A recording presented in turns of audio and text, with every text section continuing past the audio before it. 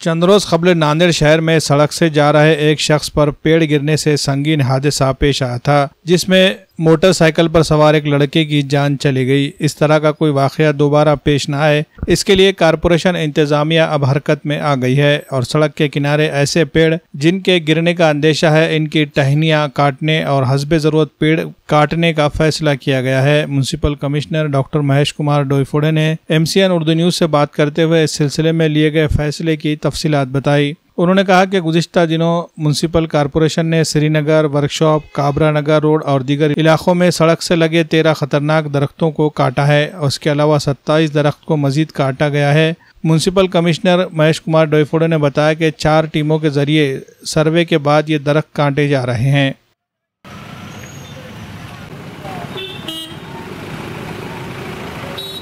सध्या पावसामुळं धोकादायक जे झाडं झालेले आहेत ते पडण्याचं प्रमाण वाढीस लागलेलं आहे। परवा दिवशी जी दुर्घटना घडली त्याच्यानंतर महापालिकेनं सर्वेक्षण करून जे धोकादायक झाडं आहेत किंवा जे पडण्याची शक्यता आहे अशा पद्धतीचं सर्वेक्षण करून आपण 4 टीमद्वारे त्या झाडं तोडण्याचं किंवा फांद्या छाटण्याचं काम चालू केलेलं आहे।